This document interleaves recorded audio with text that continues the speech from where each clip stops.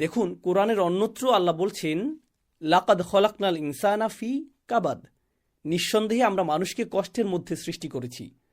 মানুষের সমগ্র জীবনের একটা বাস্তব সত্য হলো কোনো কিছুর জন্য জোর প্রচেষ্টা চালানো, কোনো কিছুর জন্য কঠোর চেষ্টা করা। আপনার পুরো জীবনকে মনে করুন বাইরে বের হওয়ার কোনো রাস্তার মতো বা কোনো বড় সড়কের মাইলফলকের মতো। কেমন? আপনার গ্যাস ফুরিয়ে গেছে, আপনাকে গ্যাস স্টেশনে গিয়ে গ্যাস নিতে হবে এবং এরপর আপনাকে পরবর্তী মাইলফলকে যেতে হবে। গন্তব্য অনেক দূরের কথা, আপনি বরং একের পর এক মাইলফলক পাড়ি দেওয়ার চিন্তা করেন, তাই না? আপনি কোনো লম্বা ভ্রমণে থাকলেও কিন্তু প্রতিটা মাইলফলকে আপনি থামেন। তো একটা ছোট্ট শিশুর একমাত্র মাইলফলক হলো কখন আমার বাবা মা আমাকে ওই খেলনাটা কিনে দেবে, ঠিক না? আমি কখন ওটা দিয়ে খেলতে পারবো, ওই খেলাটার জন্য আমি কত দিন অপেক্ষা করছি, ওরা এখনো আমাকে সেটা কিনে দেয়নি। অথবা কখন গ্রীষ্মের ছুটি আসবে তাই না? যেহেতু 2 সপ্তাহের মধ্যে গ্রীষ্মের ছুটি আসতে চলছে, এর জন্য মানুষ অপেক্ষায় থাকে। এটাও একটা মাইল ফলক যার জন্য মানুষ অপেক্ষা করে থাকে। আপনি আরেকটু বড় হলে তখন ভাবেন কখন আমি গ্রাজুয়েশন শেষ করব। আরও বড় হলে ভাবেন কখন আমি বিয়ে করব, ঠিক না?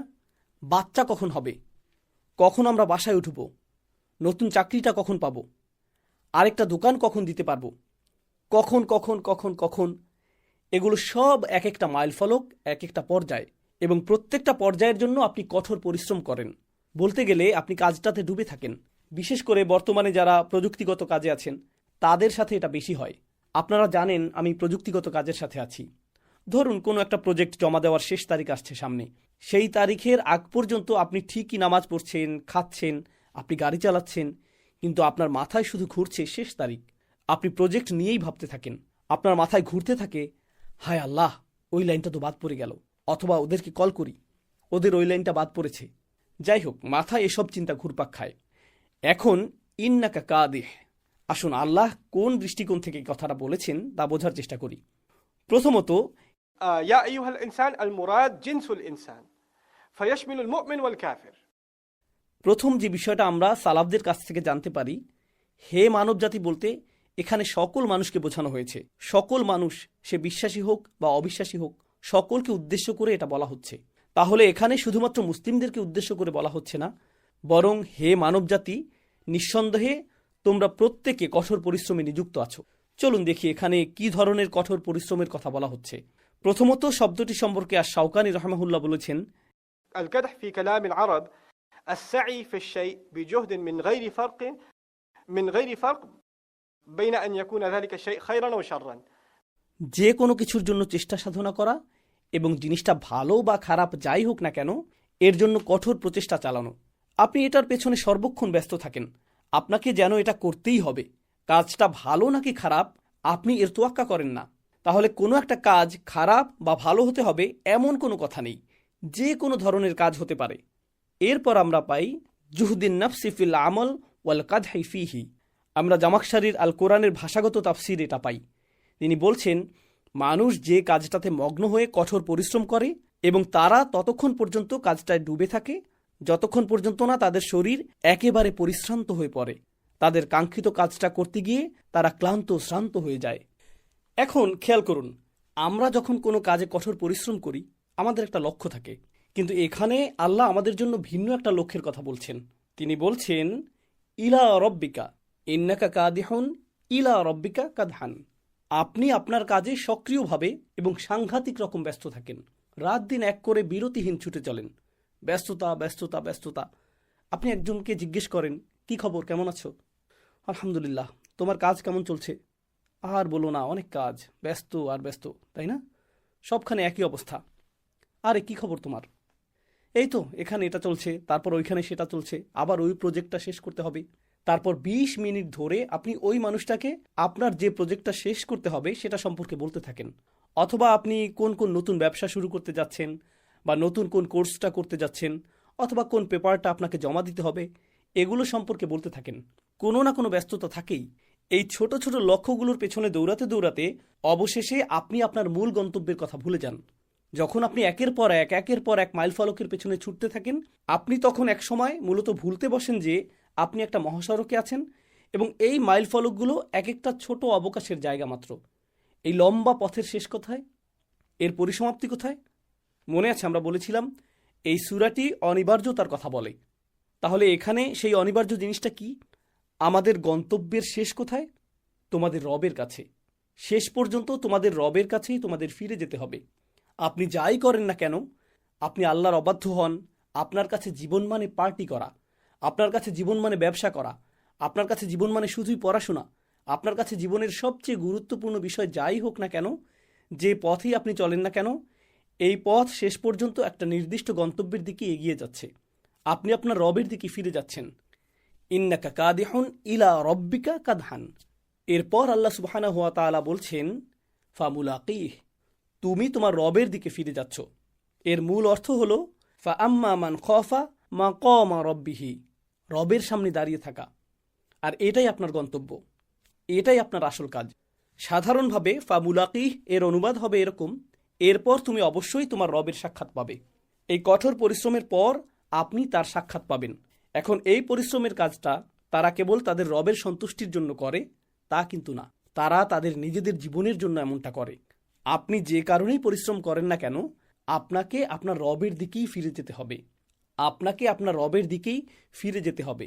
তাহলে মুলাকিহ এর একটা হলো আপনি তার সাথে সাক্ষাৎ করবেন, মানে আপনার রবের সাথে সাক্ষাৎ করবেন। আবার এটার আরও একটা ব্যাখ্যা আছে। أما بعد আসসালামু আলাইকুম রহমতুল্লাহি ওয়া বারাকাতুহু। ইনশাআল্লাহ তাআলা আমরা সূরা ইনশিকাকে এসে পৌঁছেছি। সূরা ইনশিকাক এমন একগুচ্ছ সূরার অনেকটা উপসংহার বলা যায়, যে সূরাগুলোর প্রায় একই রকম বর্ণনাভঙ্গি ও একই বিষয়বস্তুর মাধ্যমে এক সূত্রে গাঁথা। কমপক্ষে 3টি সূরা রয়েছে যেগুলো অনেকটা অভিন্ন বর্ণনাভঙ্গিতে শুরু হয়েছে। আমরা ইজাস শামসু কুওয়িরাত পড়েছি, আমরা ইজাস সামা উন ফাতারাত পড়েছি, আর এখন আমরা ইজাস সামা উন শাক্কাত পড়ছি। এদের শুরুটা প্রায় একই রকম। আবার এগুলোর মাঝখানে অন্যরকম একটি সূরা জুড়ে দেওয়া হয়েছে, যদিও এটি খুব গুরুভাবে এই 3টি সূরার সাথে যুক্ত রয়েছে। এখানে মূল সূরা শুরু করার আগে ইনশাআল্লাহ তাআলা যে বিষয়টার প্রতি আমাদের মনোযোগ দিতে হবে সেটা হলো এই সবগুলো সূরার সাথে এই সূরার অবিচ্ছেদ্য সম্পর্ক, এবং বলতে গেলে এটা এই সবগুলো সূরার অনেকটা সমাপনী বক্তব্য। তাছাড়া আমরা আরও যে বিষয়টা জানব, এই সূরার মূল বিষয় হচ্ছে অবশ্যম্ভাবিতা বা অনিবার্যতা। এখানে ধাপে ধাপে ঘটবে এমন কিছু বিষয়ের বর্ণনা দেয়া হয়েছে এবং এর পরে শেষ কথা বলা হয়েছে। সবগুলো ধাপের শেষের চূড়ান্ত ফয়সালা হলো শেষ কথা। সুতরাং সূরাটিতে অনেকগুলো বিষয় রয়েছে, যেখানে প্রথমে এক একটা ধাপের কথা বলা হয়েছে এবং পরিশেষে চূড়ান্ত সিদ্ধান্ত সম্পর্কে বলা হয়েছে। এখানে আমরা আরও যে বিষয়টা শিখব ইনশাআল্লাহ, তা হলো নিজে নিজে শূন্যস্থান পূরণ করা। আপনি নিজে থেকে বুঝতে সক্ষম হবেন আল্লাহ আজ্জা জাল্লা আপনার কাছ থেকে এমনটা প্রত্যাশা করছেন। যখন আপনি একটা বা দুইটা বা তিনটা জিনিস দেখবেন, তখন চতুর্থ বিষয়টা সম্পর্কে আপনার মনে একটা ধারণা তৈরি হবে, আপনা আপনি একটা উপসংহার টানার সক্ষমতা আপনার মধ্যে তৈরি হবে।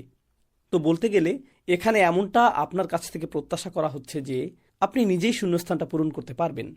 সূরাটি মূলত 4টি অংশে বিভক্ত। প্রথম 5টি আয়াতে বিগত কয়েকটি সূরার মতো বিচার দিবসের বিভিন্ন ঘটনার উল্লেখ করা হয়েছে, যে আয়াতগুলো ইদা শব্দ দিয়ে শুরু হওয়া কিছু বাক্যাংশের সমষ্টি। এরকম কিছু সূরা আমরা ইতিমধ্যে পড়েছি। তো এরপর 6 থেকে 15 নম্বর আয়াত পর্যন্ত দ্বিতীয় অংশ, যেখানে সেদিন মানুষের সাধারণ অবস্থার কথা তুলে ধরা হয়েছে। সূরার সেই শেষ কথায় পৌঁছার আগ পর্যন্ত আপনাকে আমাকে কোন কোন পর্যায়ের ভেতর দিয়ে যেতে হবে এখানে সে সম্পর্কে বলা হয়েছে। তারপর 16 থেকে 21তম আয়াতে প্রকৃতির বিভিন্ন নিদর্শন নিয়ে চিন্তাভাবনা করার জন্য মানুষের প্রতি আহ্বান করা হয়েছে। বিশেষ করে প্রকৃতির এমন নির্দিষ্ট কিছু বিষয় নিয়ে চিন্তা করা যা ধীরে ধীরে পরিবর্তনের মধ্য দিয়ে যায়, অথবা যেসবের তাদরিজ হয়, মানে ধাপে ধাপে পরিবর্তন হয়। আমরা এগুলো নিয়ে পরে বিস্তারিত আলোচনা করব ইনশাআল্লাহ তাআলা। তো এরপর চতুর্থ এবং শেষ অংশ, যা মূলত একটা সতর্কবাণী, যেহেতু এখন তোমরা এই বিষয়গুলো জেনেছ, ফলে তোমরা সতর্ক হও, এভাবে সূরাটি শেষ করা হয়েছে। আচ্ছা, এখন যে বিষয়টা নিয়ে আমি আমার আলোচনা শুরু করতে চাই ইনশাআল্লাহ তাআলা, সেটা মূলত ভাষার গুরুত্বপূর্ণ একটা দিক, যা এই সূরাটি বোঝার জন্য আমাদের ভালোভাবে খেয়াল করতে হবে। দেখুন, যখন আল্লাহ আজ্জা জাল্লা বলছেন ইদা, আরবি ইদা শব্দের অর্থ হলো যখন। যখন প্রায় প্রতিটা ভাষায় 2 ধরনের শর্তযুক্ত বাক্য থাকে। আপনি ইফ বা যদি অথবা হোয়েন বা যখন এর মাধ্যমে শর্তমূলক বাক্য বলতে পারেন। একটা সহজ উদাহরণ দিচ্ছি। যেমন ধরুন, আমি বললাম যদি আমি পড়াশোনা করি আমি ভালো নাম্বার পাবো। ঠিক আছে, এখানে একটি ইফ এবং দেন আছে, অর্থাৎ একটি যদি এবং এর ফলাফল আছে। যদি আমি পড়াশোনা করি তাহলে আমি ভালো রেজাল্ট করব। আরেকভাবে শর্তযুক্ত বাক্য বলা যায়, যখন আমি কাজে যাব তখন আমি কাজটা করে দিব। যখন তখন, ঠিক আছে? এই বাক্যগুলোর দুটো অংশ থাকে, অর্থাৎ যখন এ হবে তখন বি হবে, আবার যদি এ হয় তাহলে বি হবে। এখানে আমরা ইতিমধ্যে যেসব সূরার কথা বলেছি এদের শুরুতে যখন শব্দটি রয়েছে। ইদা ইদা ইদা সেটা ছিল হোয়েন বা যখন অংশ, যখন আকাশকে চিরে ফেলা হবে, অথবা যখন সূর্যকে গুটিয়ে নেওয়া হবে, ইদা শামসু কুবিরাত, তাই না? এটা ছিল যখন অংশ। এবং এরপর এসেছে তখন অংশ। দেন বা তখন অংশ ছিল এরকম, আলিমাত নাফসুম্মা আহদরাত, আলিমাত নাফসুম্মা কদ্দামাত ও আখারাত। যখন এমন বিস্ময়কর ঘটনাগুলো ঘটবে তখন মানুষ জানতে পারবে, তখন প্রত্যেক ব্যক্তি জানতে পারবে তারা নিজেদের জন্য কি উপস্থাপন করবে। প্রত্যেক ব্যক্তি জানতে পারবে সে তার কৃতকর্মের মাধ্যমে ভবিষ্যতের জন্য কি পাথেয় পাঠিয়েছে এবং অতীতে তার কৃতকর্মের ফলস্বরূপ কি কি ছেড়ে এসেছে। আমরা সূরা তাকবীর এবং সূরা ইনফিতারে এগুলো নিয়ে আলোচনা করেছি। কিন্তু এখানে অবাক করার মতো বিষয় হলো এই সূরায় একাধিক যখন শব্দযুক্ত বাক্য রয়েছে। অর্থাৎ এখানে ইজাস সামা উনশাক্কাত ওয়া ইদাল আরদু মুদ্দাত এই বাক্যগুলো থাকলেও এর পরে কিন্তু আলিমাত নাফসুম্মা কদ্দামাত ও আখারাত এর মতো কোনো বাক্য এখানে নেই, বরং সরাসরি পরবর্তী বক্তব্য উল্লেখ করা হয়েছে, ইয়া আইয়ুহাল ইনসানু ইন্নাকা কাদিহুন ইলা রাব্বিকা কাদহান। সুতরাং এখানে হোয়েন বা যখন অংশটা আছে, কিন্তু দেন বা তখন অংশটা নেই। প্রথমে এই বিষয়টার প্রতি আমি আপনাদের দৃষ্টি আকর্ষণ করছি। বিগত সূরাগুলো থেকে এই সূরাটি এক্ষেত্রে ব্যতিক্রম, অর্থাৎ জওয়াব আর শার্ত বা যখন অংশটির শেষ বক্তব্য বাদ দেয়া হয়েছে, এটা উল্লেখ করা হয়নি। এবং উল্লেখ্য এটা কোরআন মাজিদের একটা বিশেষ বর্ণনা ভঙ্গি। আমরা এই আয়াতগুলো ব্যাখ্যা করার সময় এই ধরনের বর্ণনার তাৎপর্য সম্পর্কে কথা বলবো ইনশাআল্লাহ তাআলা। তাহলে শুরু করা যাক। ইজাস সামাউন শাক্কাত। দেখুন, ঠিক এর পূর্ববর্তী সূরায় আল্লাহ আমাদের সতর্ক করেছেন, লিয়াউমিন আযীম ইয়াউমা ইয়াকুমুন নাসু লিরাব্বিল আলামিন। একটা সাংঘাতিক দিন আসছে সামনে এবং এই মানুষগুলোকে সেদিনের জন্য প্রস্তুতি গ্রহণ করতে হবে। আর এখানে আল্লাহ ওই দিনটির কিছু বিস্ময়কর ঘটনার বর্ণনা দিয়েছেন। ইজাস সামাউন শাক্কাত, যখন আকাশ সম্পূর্ণরূপে ফেটে যাবে, যখন এটা টেনে টেনে সম্পূর্ণ ছিঁড়ে ফেলা হবে। দেখুন, এই শব্দটি ইনফিতার শব্দ থেকে একেবারেই আলাদা। মনে আছে ইজাস সামা উনফাতারাত? এর মানে হলো কোনো কিছু লম্বালম্বিভাবে ছিঁড়ে ফেলা, কিন্তু শাক্কাত হলো পুরোপুরিভাবে ছিঁড়ে ফেলা, সম্পূর্ণরূপে ছিঁড়ে ফেলা। আরবি ভাষায় শব্দটি ব্যবহৃত হয় যখন আপনি এমন কিছু ছেঁড়ার কথা বলছেন যা সাধারণত ছিঁড়ে ফেলা বা ভেঙে টুকরা টুকরা করার সাথে সম্পৃক্ত না। যেমন ধরুন, পবিত্র কোরআনে ইনশিকাক শব্দটি বা শাক শব্দটি ব্যবহার করা হয়েছে প্রথমত চাঁদের জন্য। ওয়ানশাক্কাল কমার, যখন চাঁদকে বিদীর্ণ করা হয়েছে। চাঁদের দ্বিখণ্ডিত হওয়া ছিল রাসূল সাল্লাল্লাহু আলাইহি সাল্লামের একটা উল্লেখযোগ্য মুজিজা। এভাবে ফেটে যাওয়া বা ছিঁড়ে যাওয়ার বিষয়টা কোরআনে জমিনের সাথে সম্পৃক্ত করা হয়েছে। সুম্মা শাকাকনাল আরদা শাক্কা, যখন আল্লাহ জমিনকে বিদীর্ণ করেন। দেখুন, এই বিষয়গুলো সাধারণত আমরা ছিঁড়ে ফেলা বা বিদীর্ণ হবার সাথে সম্পৃক্ত করি না, তাই না? আপনি কাপড় ছেঁড়ার কথা বলতে পারেন, কাগজ ছেঁড়ার কথা বলতে পারেন, আপনি হালকা বা ভঙ্গুর জিনিসের সাথে এটা মিলাতে পারবেন, কিন্তু আপনি পৃথিবী, চাঁদ অথবা পাহাড়ের মতো জিনিসের সাথে এই শব্দটা সম্পৃক্ত করেন না। এগুলো সবগুলো বিশাল বিশাল জিনিস, তাই আপনি এগুলো ছিঁড়ে যাওয়ার কথা চিন্তাও করেন না। একইভাবে আপনি আকাশকে ছিঁড়ে ফেলার ব্যাপারটাও চিন্তা করতে পারেন না। তাই সবশেষে আপনি কল্পনা করবেন আকাশকে বিদীর্ণ করা হবে বা ফাটিয়ে ফেলা হবে, ঠিক আছে? একইভাবে আল্লাহ সুবহানাহু ওয়া তাআলা বড় পাথরের কথা বলেছেন, যখন ফানফাজারাত, অর্থাৎ বড় বড় পাথরের ইনফিজার বা বড় বড় পাথরের বিস্ফোরণ হয় বা ফেটে যায়। কিন্তু এরপর তিনি পাথর সম্পর্কে বলছেন, লামা ইয়াশাক্কাকু ফায়াখরুজু মিনহাল মা, বড় পাথরগুলো ফেটে এর ভেতর থেকে পানি বের হয়। এখানে এই শব্দটি অর্থাৎ আকাশ নিয়ে কৌশলগতভাবে আল্লাহর শব্দচয়ন সম্পর্কে আমি যে গুরুত্বপূর্ণ বিষয়টা আপনাদের জানাতে চাই।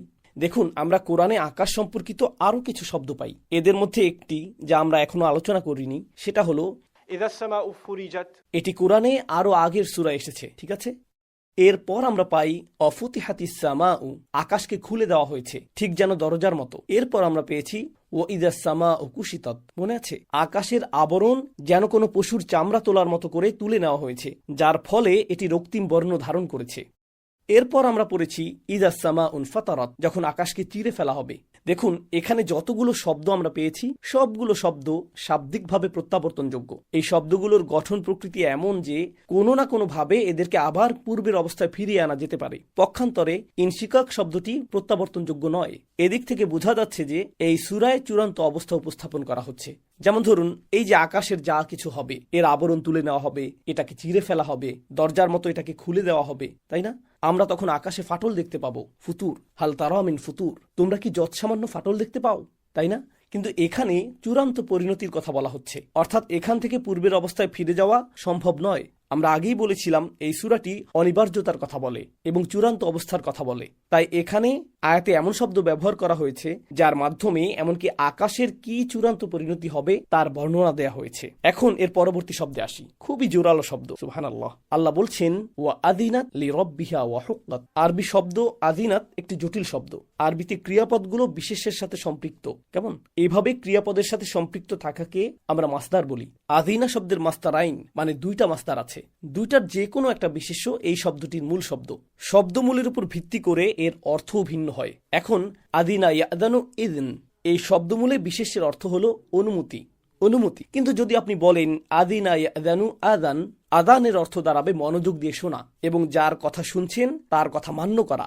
এই শব্দের অর্থ মূলত এটাই। প্রসঙ্গত পবিত্র কোরআনে এই দুইটি শব্দমূলই ব্যবহৃত হয়েছে, যেমন ইল্লা মান আদিন আল্লাহুর রহমান, এটা আমরা সূরা নাবায় পড়েছি, যাকে পরম করুণাময় অনুমতি দিবেন সে ছাড়া। আদিন আলি ফুলানিন, এরপর ফি বুয়ুতিন আদিন আল্লাহু আনতুরফা, আদিনা শব্দটি আবারও অনুমতি দেওয়া অর্থে এসেছে। এই ঘরগুলো নির্মাণ করতে, এগুলোর উন্নয়ন করতে এবং এগুলোতে ইবাদত করতে আল্লাহ অনুমতি দিয়েছেন। তো এখানে আদিনা শব্দটি ব্যবহৃত হয়েছে, কিন্তু এই সূরায় এই শব্দটি বিশেষভাবে ভিন্ন অর্থে এসেছে। যখন আল্লাহ বলছেন ও আদিনাত লি রব্বিহা, এখানে দুইটা শব্দ। প্রথমত এটা খুব মনোযোগ সহকারে তার রবের নির্দেশ শুনছে, আকাশ গভীর মনোযোগের সাথে তার রবের আদেশ শুনছে।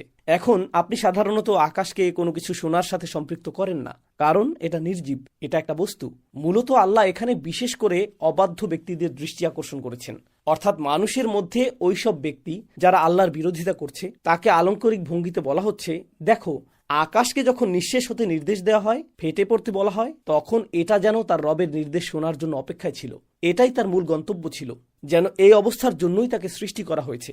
দেখুন, আপনি যখন কোনো কিছুর চূড়ান্ত লক্ষ্যে পৌঁছাতে চান, তখন এর আগ পর্যন্ত আপনি যা কিছু করেন সবই মূলত এই চূড়ান্ত পর্যায়ের পূর্ববর্তী কিছু ধাপ। আমি এই কাজটার জন্যই এত কিছু করেছি। আপনি যখন 4 বছরের কোনো ডিগ্রি অর্জন করেন, এর মধ্যে প্রথম বর্ষ, দ্বিতীয় বর্ষ, তৃতীয় বর্ষ, এগুলো একটার পর একটা ধাপ ছিল মাত্র, তাই না?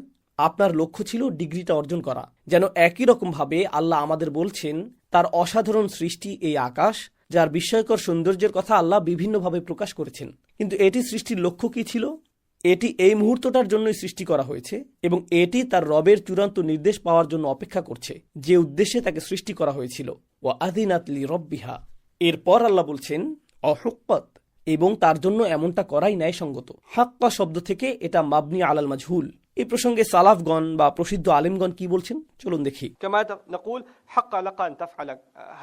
যেমনটা আমরা বলে থাকি, শুধুমাত্র এটাই তোমার করণীয়। এবং এখানে আল্লাহ আযজা ওয়াজাল্লাহ বলছেন আকাশ তার রবের আদেশ একাগ্র চিত্তে শুনে এবং ফেটে পড়ে, এবং শুধুমাত্র এমনটা করাই তার করণীয়। এছাড়া তার কি অন্য কিছু করার আছে? সালাফগণ এ প্রসঙ্গে বলেছেন একমাত্র যে কাজটা এটা করতে পারে, বা কেবল যে কাজটা তার জন্য ন্যায়সঙ্গত, তা হলো এটা তার রবের আদেশ পালন করবে। পরিশেষে আমরা এই আয়াত সম্পর্কে ইবনে আব্বাস রাদিয়াল্লাহু তাআলা আনহুর ব্যাখ্যা শুনব। তিনি বলেছেন ওয়া হাক্কুল্লাহা আন তাসমাআহু, এটা আল্লাহর অধিকার যে আকাশ তার আদেশ শুনবে এবং তার আদেশ মান্য করবে। সুতরাং আমাদেরকে বলা হচ্ছে আমাদের চারপাশে যত কিছু আছে, বলতে গেলে তারা আমাদের মতোই আল্লাহর সৃষ্টি এবং তারা আল্লাহর আদেশ শুনে এবং মেনে চলে, তাই না? কোরআন মজিদে বিভিন্নভাবে আমরা এই বিষয়টা জানতে পারি। এটা এমন একটা শক্তিশালী বিষয় যা আমাদেরকে প্রকৃতির সাথে ভিন্ন আঙ্গিকে যুক্ত করে। যখন মানুষের অবাধ্যতা সম্পর্কে আল্লাহ অসন্তুষ্টি প্রকাশ করেন, তখন তিনি প্রকৃতির অন্যান্য সৃষ্টির সাথে আমাদেরকে তুলনা করেন।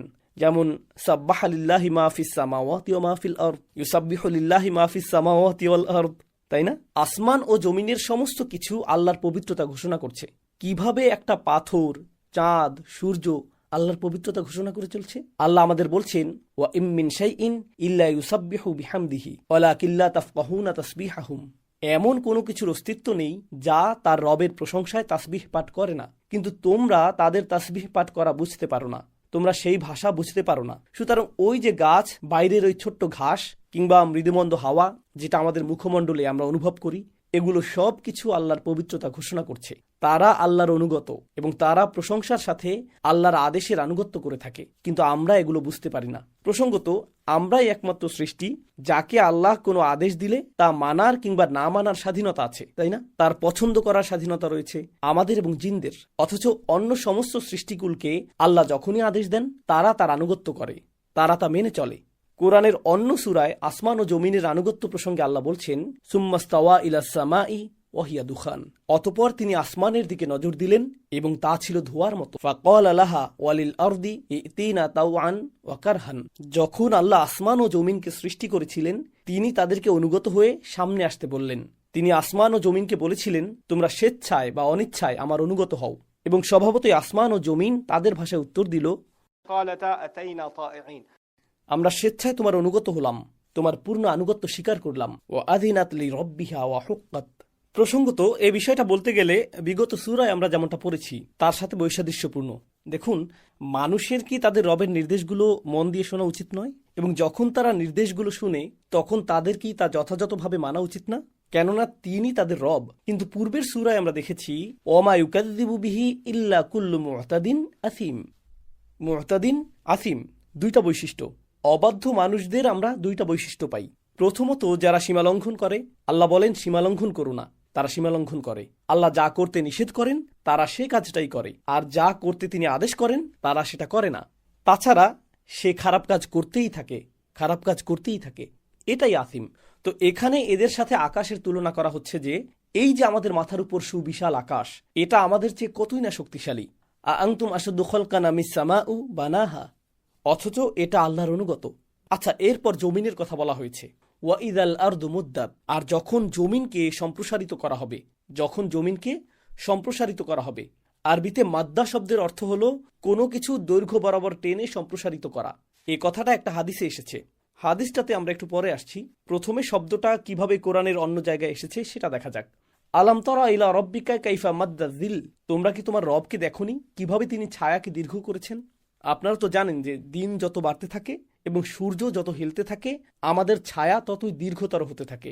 তাহলে কিভাবে ছায়া দীর্ঘ হতে থাকে এবং সময় অতিবাহিত হয়, এই ব্যাপারে আল্লাহ আপনাকে চিন্তা করতে বলেছেন। আল্লাহ ছবির মতো উপমা দিয়ে মূলত আমাদের ভাবতে আহ্বান করছেন কত দ্রুত সময় অতিবাহিত হয়ে যায়। এখন এই আয়াতে আল্লাহ আমাদেরকে ওই সময়ের কথা বলছেন যখন জমিনকে সম্প্রসারিত করা হবে। আমরা রাসূলুল্লাহ সাল্লাল্লাহু আলাইহি সাল্লামের একটি হাদিসে এর ব্যাখ্যা পাই। হাদিসটি ইবনে কাসির সহ অনেক মুফাসসির তাদের গ্রন্থে বর্ণনা করেছেন এবং এটিকে হাসান হাদিস বলে সাব্যস্ত করা হয়েছে। আমরা এটা পড়ে দেখি। ইযা কানা ইয়াউমুল কিয়ামাতি মাদ্দাল্লাহুল আরদা মাদ্দাল আদিম, পুনরুত্থান দিবসে আল্লাহ জমিনকে এমনভাবে টেনে সম্প্রসারিত করবেন যেভাবে তোমরা লেদার বা পশুর চামড়া টেনে লম্বা করো, মাদ্দাল আদিম, যেভাবে তোমরা চামড়া টেনে সম্প্রসারিত করো। হাত্তা লা ইয়াকুনু লিবাশারিম মিনান নাসি ইল্লা মাউদিআ কদামাইহি, তিনি জমিনকে ততটুকু পর্যন্ত টেনে সম্প্রসারিত করবেন যতক্ষণ পর্যন্ত না পৃথিবীর সকল মানুষ তাদের দুটি পা রাখার জায়গা পাবে। এর মানে হলো কোনো পাহাড়, সমুদ্র, নদ নদী কিছুই থাকবে না। পুরো পৃথিবীটা একটা সমতল ভূমিতে পরিণত হবে এবং পৃথিবীর সমস্ত মানুষ কবর থেকে সেখানে একত্রিত হবে। তারা সেখানে এমনভাবে জড়ো হবে যে তাদের দুইটি পা রাখা ছাড়া তারা নড়াচড়া করার জায়গাও পাবে না। ফা আকুনু আউয়ালা মাইয়ুদা, আমি অর্থাৎ মুহাম্মদ সাল্লাল্লাহু আলাইহি সাল্লাম হবেন প্রথম ব্যক্তি যাকে ডাকা হবে। ও জিব্রিলা ও আন ইয়ামিনি রহমান, এবং জিব্রিল আলাইহিস সালাম থাকবেন আর রহমানের ডান পাশে। দেখুন, বিচার দিবসে নিশ্চয়ই আমরা আল্লাহর অসীম ক্ষমতা, রাগ এবং বিচারের গুণবাচক নামগুলো স্মরণ করব, তাই না? কিন্তু এখানে খেয়াল করুন, মুহাম্মদ সাল্লাল্লাহু আলাইহি সাল্লাম আল্লাহর কোন নামটি ব্যবহার করেছেন? তিনি এই হাদিসে আর রহমান শব্দটি ব্যবহার করেছেন, ঠিক না?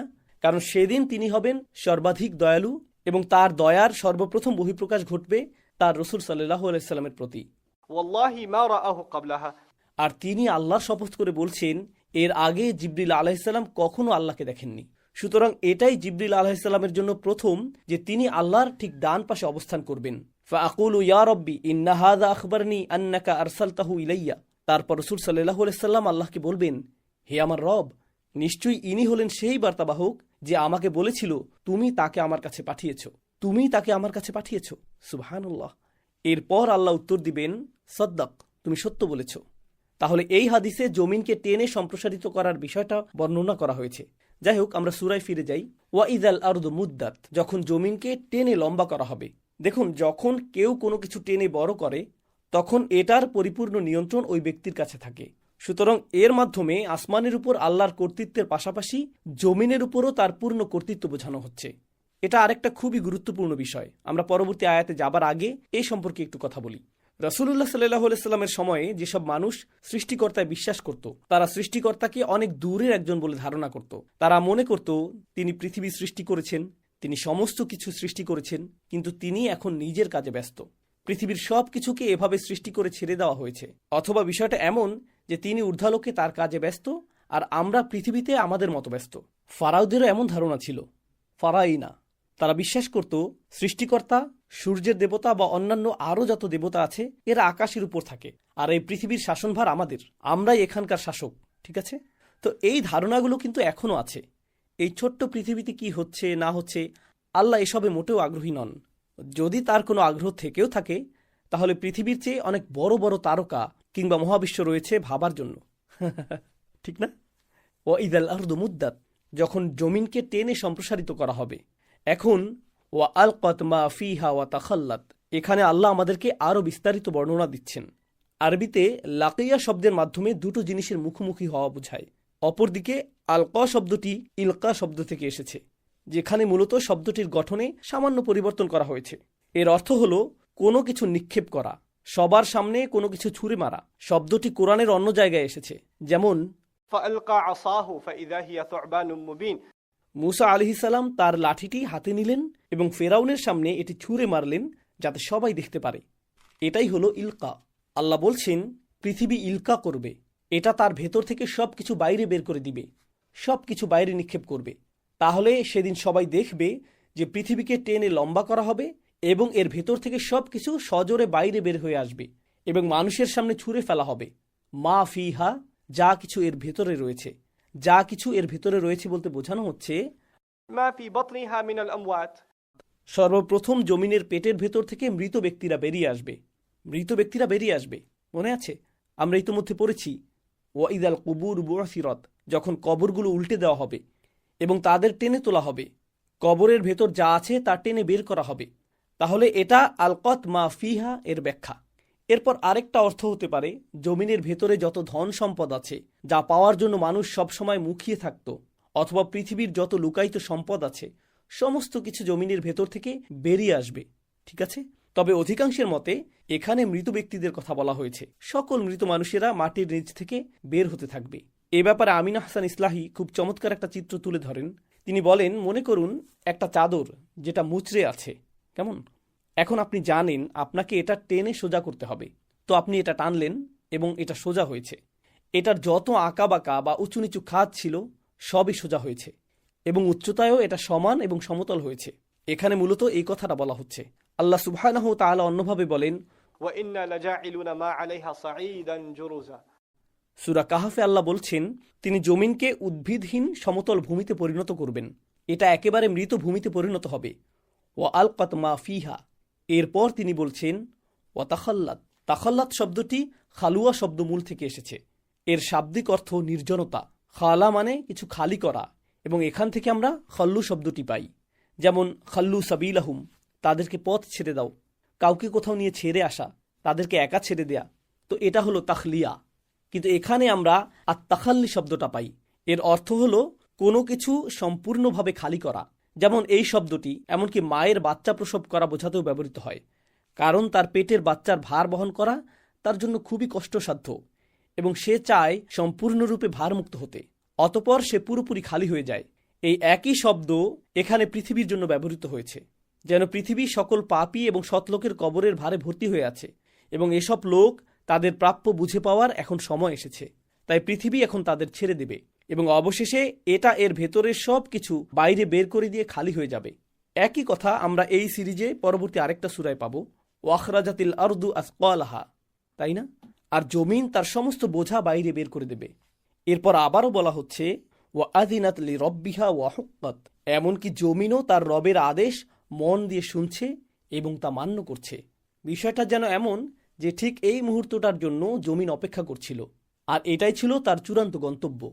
খেয়াল করুন, এখানে আবারও আদিনা শব্দটি ব্যবহৃত হয়েছে। এটা কেবল ইস্তিমা বা শোনা নয়, এবং আতআ বা কেবল মেনে নেওয়াও নয়, বরং এর চাইতে আরও বেশি কিছু। যেমন আপনি কারো আদেশের অপেক্ষায় আছেন। এখন বিষয়টা এরকম না যে আপনি আদেশটা মানতে বাধ্য, তাই এটা শুনে মেনে নেবেন। না, মূলত আদেশটা মানার জন্য আপনার আর তর সইছে না। অনেক সময় এমন হয় যে কোনো একটা কাজ করার জন্য আপনি আর অপেক্ষা করতে পারছেন না। যদিও এটা আনুগত্যের অংশ, কিন্তু প্রভুর আদেশের আনুগত্যের জন্য আপনার আকাঙ্ক্ষা যেন অনেক বেশি প্রবল। যেমন আল্লাহ বলেন, ও আদিনাত রব্বিহা, তখন জমিনের সেই আদেশ মানতে এরকমই প্রবল ইচ্ছা, আকাঙ্ক্ষা এবং উৎসাহ জাগে। তাই এটা মন দিয়ে তার রবের নির্দেশ শোনে এবং মান্য করে, যেন এর মাধ্যমে এটা তার চূড়ান্ত গন্তব্যে পৌঁছার একটা সুযোগ পেল। ওয়াহুক্কাত, এবং কেবল এমনটা করাই তার জন্য ন্যায়সঙ্গত। এখন খেয়াল করুন, ইদা শব্দযুক্ত দুইটা আয়াত, ইদা সামা উনশাক্কাত ওয়া ইদাল আরদু মুদ্দাত, এরকম যখন শব্দযুক্ত বাক্যের পর সচরাচর কি আসে? জওয়াব বা শর্ত বা তখনযুক্ত বাক্য আসে। কিন্তু সেই তখন শব্দযুক্ত বাক্যটা এখানে উল্লেখ করা হয়নি, অথচ এটার মতো অন্য সূরাগুলোতে কি উল্লেখ করা হয়েছে? আমরা পড়েছিলাম, আলিমাত নাফসুম্মা আহদরাত, আলিমাত নাফসুম্মা কদ্দামাত ও আখারাত। যখন এরকম পরিস্থিতি হবে তখন প্রত্যেক মানুষ জানবে সে অনিচ্ছাকৃতভাবে হলেও নিজের জন্য কি উপস্থাপন করবে। প্রত্যেক মানুষ জানতে পারবে সে পরকালের জন্য কি পাঠিয়েছে এবং অতীতে কি রেখে এসেছে। এগুলো আমরা ইতিমধ্যেই পড়েছি। আল্লাহ চাইছেন আমরা যেন নিজেরাই পরবর্তী অংশটা বুঝে নেই, যা আবার বলার প্রয়োজন নেই। তোমরা ইতিমধ্যেই এ সম্পর্কে শুনেছ এবং জেনেছ। ইমানদারেরা এ ব্যাপারে অলরেডি কোরআনে পড়েছে, তাই তারা নিজেরাই এই অব্যক্ত খালি অংশটা পূরণ করে নিতে পারে। এবং আগেই বলেছিলাম, এই সূরাটি সবার আগে কি হবে? সবার আগে আপনি চিন্তা করবেন আপনি সারা জীবন কি করেছিলেন। যখন আপনি দেখবেন আকাশকে এমনভাবে চিরে ফেলা হবে যে এটা আর ঠিক করা যাবে না, যখন দেখবেন পৃথিবীকে টেনে সম্প্রসারিত করা হবে এবং জমিনের ভেতর যা কিছু আছে সব বেরিয়ে আসবে, তখন সবার আগে যে কথাটা আপনার মাথায় আসবে তা হলো, হায়, আল্লাহর সামনে উপস্থাপন করার জন্য আমার কি আছে? আমি আখিরাতের জন্য কি পাঠালাম? কোন কোন ভালো কাজগুলো আমি পুঁজি করেছি আর কোন কোন মন্দ কাজগুলো আমি পেছনে ফেলে এসেছি? এই বিষয়গুলো আপনার মাথায় তখন ঘুরপাক খেতে থাকবে। এবং এটা এতটাই স্বাভাবিক যে এখানে কথাগুলো আর উল্লেখ করার প্রয়োজন পর্যন্ত নেই। তাই আল্লাহ আযজা ওয়া জাল্লা সরাসরি পরবর্তী বিষয়ে চলে যান এবং এই আয়াতটাই এই সূরার কেন্দ্রবিন্দু। ঠিক আছে? ইয়া আইয়ুহাল ইনসান, আল্লাহ শুরু করেছেন ইয়া আইয়ুহাল ইনসান বলে। আর এই ভঙ্গিতে যখন আল্লাহ বলেন, হে মানবজাতি, হে মানুষেরা, এখানে উল্লেখ্য ইনসান শব্দটির মূল শব্দগুলোর মধ্যে একটি হলো নাসিয়া। তো এই কথাটার একটা তাৎপর্য এমন হতে পারে যে, ও ভুলমনা মানুষেরা, তোমরা কোত্থেকে এসেছো? তোমরা ভুলে গিয়েছো। তোমরা ভুলে গিয়েছো কোথায় তোমাদের গন্তব্য। অথচ আকাশ ভুলে যায়নি, পৃথিবী ভুলে যায়নি, তোমরাই ভুলে গিয়েছো। তাহলে ইনসান শব্দটা থেকেও আমরা নিসিয়ান বা মানুষের ভুলে যাওয়ার প্রবণতা সম্পর্কে ধারণা পাই। দেখুন, ইয়া আইয়ুহাল ইনসান কথাটা কোরআনে মোট 2 বার এসেছে। এই সিরিজেরই 2টো সূরা এসেছে। এই সূরাতে আমরা পেয়েছি ইয়া আইয়ুহাল ইনসানু ইন্নাকা কাদিহ, আর এর আগে আমরা পড়েছিলাম ইয়া আইয়ুহাল ইনসান মা গাররাকা বিরব্বিকাল কারীম। হে মানবজাতি, কিসে তোমাকে তোমার মহান রবের ব্যাপারে বিভ্রান্ত করেছে? কোন সে শক্তি যা তোমাকে ধোকায় ফেলেছে? আমরা ইতিপূর্বে এটা পড়েছি। আর এখানে আমরা ইয়া আইয়ুহাল ইনসান এর অপর বর্ণনাটা পাই। দেখুন, বর্ণনা ভঙ্গির দিক থেকেও সূরা দুটি পরস্পর সম্পৃক্ত। ইন্নাকা কাদিহ, তুমি নিযুক্ত থাকো, তুমি সক্রিয়ভাবে নিযুক্ত থাকো, এটা ইসমে ফাইল। তাই এখানে সক্রিয়ভাবে নিযুক্ত থাকা বোঝানো হচ্ছে তুমি কঠোর পরিশ্রমে সক্রিয়ভাবে নিযুক্ত থাকো, তুমি সক্রিয়ভাবে কঠোর পরিশ্রম করে থাকো। সামনে আগানোর আগে আমরা এখানে কি বলা হচ্ছে সেটা একটু বোঝার চেষ্টা করি। দেখুন, কোরআনের অন্যত্র আল্লাহ বলছেন, লাকাদ খলাকনাল ইনসানা ফি কাবাদ, নিঃসন্দেহে আমরা মানুষকে কষ্টের মধ্যে সৃষ্টি করেছি। মানুষের সমগ্র জীবনের একটা বাস্তব সত্য হলো কোনো কিছুর জন্য জোর প্রচেষ্টা চালানো, কোনো কিছুর জন্য কঠোর চেষ্টা করা। আপনার পুরো জীবনকে মনে করুন বাইরে বের হওয়ার কোনো রাস্তার মতো বা কোনো বড় সড়কের মাইলফলকের মতো। কেমন? আপনার গ্যাস ফুরিয়ে গেছে, আপনাকে গ্যাস স্টেশনে গিয়ে গ্যাস নিতে হবে এবং এরপর আপনাকে পরবর্তী মাইলফলকে যেতে হবে। গন্তব্য অনেক দূরের কথা, আপনি বরং একের পর এক মাইলফলক পাড়ি দেওয়ার চিন্তা করেন, তাই না? আপনি কোনো লম্বা ভ্রমণে থাকলেও কিন্তু প্রতিটা মাইলফলকে আপনি থামেন। তো একটা ছোট্ট শিশুর একমাত্র মাইলফলক হলো কখন আমার বাবা মা আমাকে ওই খেলনাটা কিনে দেবে, ঠিক না? আমি কখন ওটা দিয়ে খেলতে পারবো, ওই খেলাটার জন্য আমি কত দিন অপেক্ষা করছি, ওরা এখনো আমাকে সেটা কিনে দেয়নি। অথবা কখন গ্রীষ্মের ছুটি আসবে তাই না? যেহেতু 2 সপ্তাহের মধ্যে গ্রীষ্মের ছুটি আসতে চলছে, এর জন্য মানুষ অপেক্ষায় থাকে। এটাও একটা মাইল ফলক যার জন্য মানুষ অপেক্ষা করে থাকে। আপনি আরেকটু বড় হলে তখন ভাবেন কখন আমি গ্র্যাজুয়েশন শেষ করব। আরও বড় হলে ভাবেন কখন আমি বিয়ে করব, ঠিক না? বাচ্চা কখন হবে, কখন আমরা বাসায় উঠব, নতুন চাকরিটা কখন পাবো, আরেকটা দোকান কখন দিতে পারবো, কখন কখন কখন কখন। এগুলো সব এক একটা মাইল ফলক, এক একটা পর্যায়, এবং প্রত্যেকটা পর্যায়ের জন্য আপনি কঠোর পরিশ্রম করেন। বলতে গেলে আপনি কাজটাতে ডুবে থাকেন। বিশেষ করে বর্তমানে যারা প্রযুক্তিগত কাজে আছেন তাদের সাথে এটা বেশি হয়। আপনারা জানেন আমি প্রযুক্তিগত কাজের সাথে আছি। ধরুন কোনো একটা প্রজেক্ট জমা দেওয়ার শেষ তারিখ আসছে সামনে, সেই তারিখের আগ পর্যন্ত আপনি ঠিকই নামাজ পড়ছেন, খাচ্ছেন, আপনি গাড়ি চালাচ্ছেন, কিন্তু আপনার মাথায় শুধু ঘুরছে শেষ তারিখ। আপনি প্রজেক্ট নিয়েই ভাবতে থাকেন। আপনার মাথায় ঘুরতে থাকে, হায় আল্লাহ, ওই লাইনটা তো বাদ পড়ে গেল, অথবা ওদেরকে কল করি, ওদের ওই লাইনটা বাদ পড়েছে। যাই হোক, মাথায় এসব চিন্তা ঘুরপাক খায়। এখন ইন্নাকা কাদিহ, আসুন আল্লাহ কোন দৃষ্টিকোণ থেকে কথাটা বলেছেন তা বোঝার চেষ্টা করি। প্রথমত, يا أيها الإنسان المراد جنس الإنسان فيشمل المؤمن والكافر। প্রথম যে বিষয়টা আমরা সালাফদের কাছ থেকে জানতে পারি, হে মানব জাতি বলতে এখানে সকল মানুষকে বোঝানো হয়েছে। সকল মানুষ, সে বিশ্বাসী হোক বা অবিশ্বাসী হোক, সকলকে উদ্দেশ্য করে এটা বলা হচ্ছে। তাহলে এখানে শুধুমাত্র মুসলিমদেরকে উদ্দেশ্য করে বলা হচ্ছে না, বরং হে মানব জাতি, নিঃসন্দেহে তোমরা প্রত্যেকে কঠোর পরিশ্রমে নিযুক্ত আছো। চলুন দেখি এখানে কি ধরনের কঠোর পরিশ্রমের কথা বলা হচ্ছে। প্রথমত শব্দটি সম্পর্কে শাওকানি রাহমাহুল্লাহ বলেছেন, الكدح في كلام العرب السعي في الشيء بجهد من غير فرق بين أن يكون ذلك الشيء خيرا أو شرا। যে কোনো কিছুর জন্য চেষ্টা সাধনা করা এবং জিনিসটা ভালো বা খারাপ যাই হোক না কেন, এর জন্য কঠোর প্রচেষ্টা চালানো। আপনি এটার পেছনে সর্বক্ষণ ব্যস্ত থাকেন। আপনাকে যেন এটা করতেই হবে। কাজটা ভালো নাকি খারাপ আপনি এর তোয়াক্কা করেন না। তাহলে কোনো একটা কাজ খারাপ বা ভালো হতে হবে এমন কোনো কথা নেই, যে কোনো ধরনের কাজ হতে পারে। এরপর আমরা পাই জুহদিন নাফসি ফিল আমল ওয়াল কাদহি ফিহি। আমরা জামাখশারির আল কোরআনের ভাষাগত তাফসির এটা পাই। তিনি বলছেন, মানুষ যে কাজটাতে মগ্ন হয়ে কঠোর পরিশ্রম করে এবং তারা ততক্ষণ পর্যন্ত কাজটায় ডুবে থাকে যতক্ষণ পর্যন্ত না তাদের শরীর একেবারে পরিশ্রান্ত হয়ে পড়ে।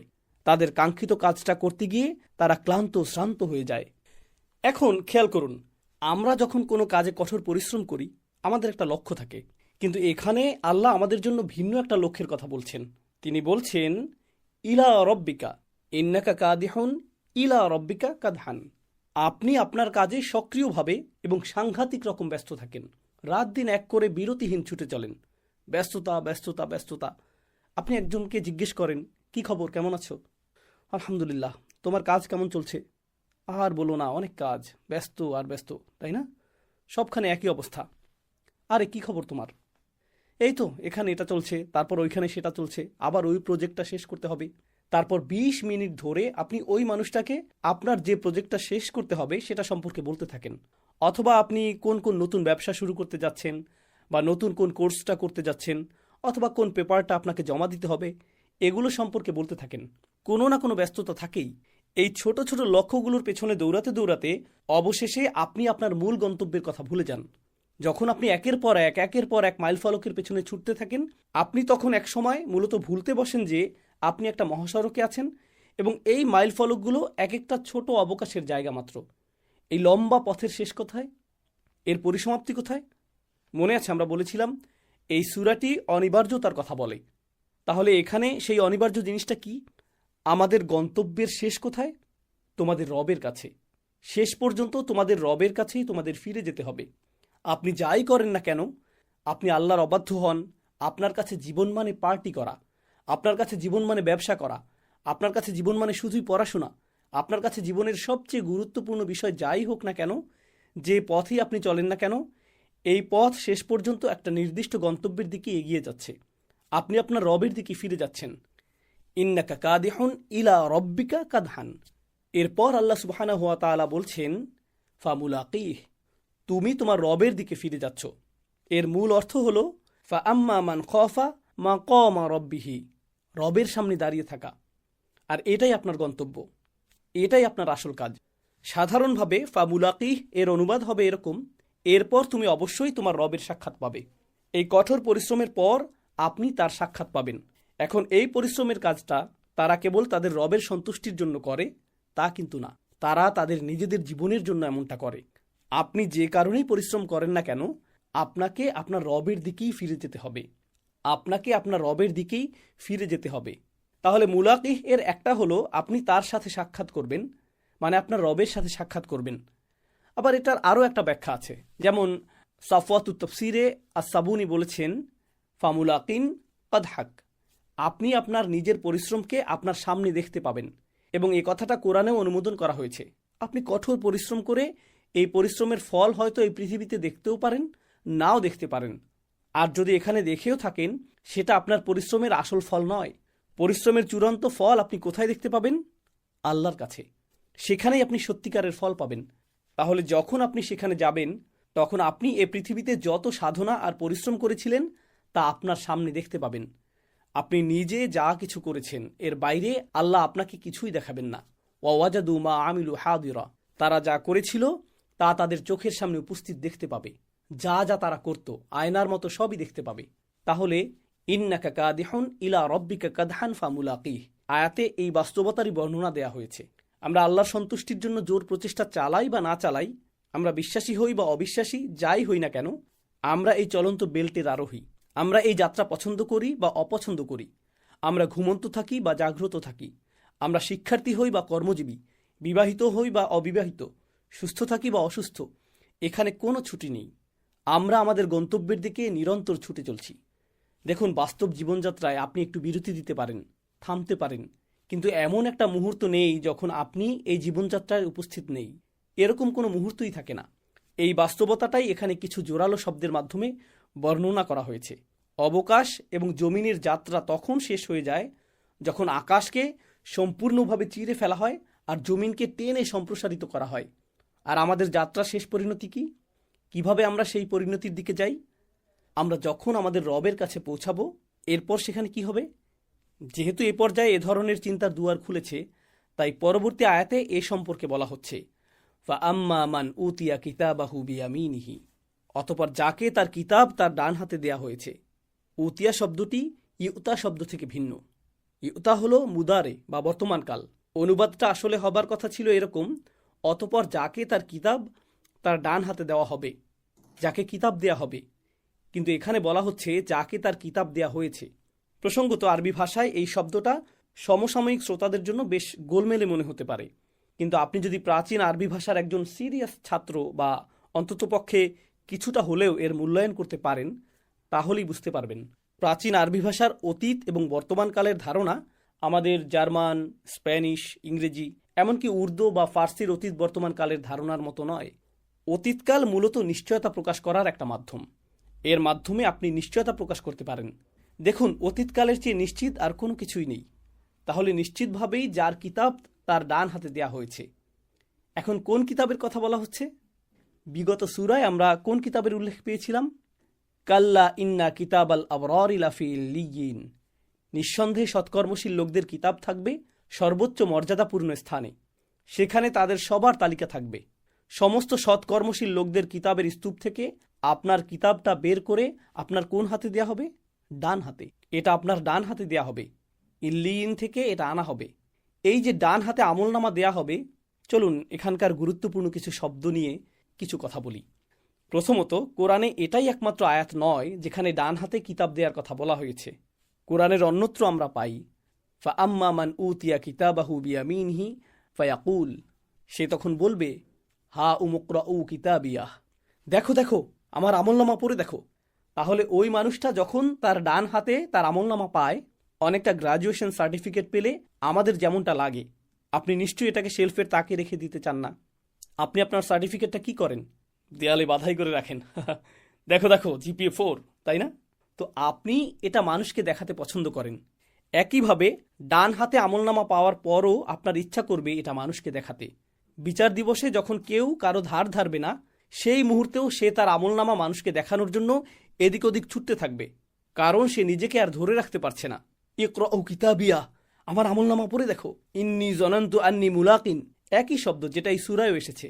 আমার দৃঢ় বিশ্বাস ছিল যে আমি এর মুখোমুখি হব। মুলাকিন হিসাবিয়া, আমার হিসাব নিকাশের মুখোমুখি হব। আমি এই নিয়ে চরম উদ্বিগ্ন ছিলাম। আমি নিশ্চিত ছিলাম আল্লাহ আমার আমলনামা আমাকে দেখাবেন এবং এতে আমি যা কিছু করেছি সবই লেখা থাকবে। ফলে আমি বেশ উদ্বিগ্ন ছিলাম। আন্নি মুলাকিন হিসাবিয়া, এই কথাটাতে উৎকণ্ঠাও প্রকাশ পাচ্ছে। আমার দৃঢ় বিশ্বাস ছিল আমি আমার কাজের হিসাবের মুখোমুখি হব, জবাবদিহির সম্মুখীন হব। এখন এই কথাগুলোর বাইরে প্রথমত আমি আপনাদের যে বিষয়টা খেয়াল করতে বলবো সেটা হলো এই শব্দটা, যেটা আপনার হাতে আমলনামা দেওয়া হবে বলার জন্য ব্যবহার করা হয়েছে, ইয়ামিন। ইয়ামিন শব্দটা শুধুমাত্র ডান হাত বোঝায় না, আরবিতে এর মাধ্যমে ক্ষমতা প্রকাশ করা হয়। 1 নম্বর, ঠিক আছে, ক্ষমতা প্রকাশ করা। 2 নম্বর হলো এর মাধ্যমে কোনো চুক্তির সম্মতি প্রকাশ পায়। যখন মানুষ তাদের ইয়ামিন বা ডান হাত দিয়ে করমর্দন করে, এর মানে হলো চুক্তি পাকাপোক্ত হয়েছে, চুক্তি চূড়ান্ত। এটা কালাম আল আরব, ঠিক আছে। এভাবে মৌখিকভাবে বা অঙ্গভঙ্গির মাধ্যমে, অর্থাৎ আরবরা যদি তাদের ডান হাত মিলিয়ে কোনো চুক্তি করে তাহলে সেই চুক্তি চূড়ান্ত। এখানে আর কোনো কথা নেই, কোনো স্বাক্ষর, সিল, নোটারি, আইনজীবীর অনুমোদন বা এরকম কিছুর প্রয়োজন নেই। ডান হাতে করমর্দন করেছে মানে চুক্তি ফাইনাল। এগুলো আসলে প্রাচীন কিছু প্রথা যার প্রচলন বর্তমানে নেই। আরে আমরা তো আমাদের ডান হাত মিলিয়েছিলাম, আমার টাকাটা কখন দেবে? কোন হাত? তুমি এসব কি বলছো, তাই না? বর্তমানে এসব সংস্কৃতি নেই। আমাদের চুক্তি হয় ইমেইলে, শুধু হাত মিলিয়ে এখন চুক্তি হয় না।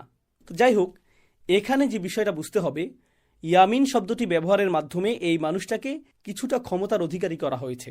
বিচার দিবসে সবাই যার যার জায়গায় দুর্বল থাকবে, কিন্তু এই মানুষটিকে শক্তি সাহস দেয়া হবে। কিভাবে শক্তি যোগানো হবে মনে আছে? আল্লাহ বলছেন, লিকুল্লিমরি ইমিনহুম ইয়মা ইদিন শানু ইউনিহ, সেদিন প্রত্যেকেরই এমন একটা গুরুতর অবস্থা থাকবে যা তাকে ব্যস্ত রাখবে। বিচার দিবসে সবার অবস্থা এতটাই নাজুক হবে, তারা নিজেদের ব্যাপারে ছাড়া অন্য কিছু নিয়ে চিন্তাই করবে না। কিন্তু এই মানুষটাকে এত শক্তি সাহস দেওয়া হয়েছে যে সে এমনকি এদিক ওদিক ঘোরাঘুরি করে বলতে পারে, এই আমার আমলনামা পড়ে দেখো। এমন ভয়াবহ দিনে যাকে এই স্বাধীনতা, এই সক্ষমতা আর এই প্রশান্তি দেওয়া হয়েছে, সেই ব্যক্তি ছাড়া আর কে বলবে আমার আমলনামাটা দেখো? সুতরাং এই চিত্রটাই প্রকাশ পেয়েছে ফা আম্মা মান উতিয়া কিতাবাহু বিয়ামিনিহ এই আয়াতে। তাছাড়া এটা অত্যন্ত সম্মানের বিষয়। ডান হাতকে সম্মানের প্রতীক হিসেবেও গণ্য করা হয়। আর আমরা ইতিপূর্বে বলেছিলাম এর মাধ্যমে চুক্তি সম্পন্ন করা বোঝায়। তো যখনই সে তার ডান হাতে তার আমলনামা পায়, সে বুঝতে পারে যে আল্লাহ তার চুক্তি পরিপূর্ণ করেছেন এবং সে ইতিমধ্যে বুঝতে পেরেছে সে কোন দিকে যাচ্ছে, যার ফলে বিচার দিবসের ভয়াবহ উৎকণ্ঠা তার মধ্যে স্তিমিত হয়েছে এবং সে প্রশান্ত হয়েছে।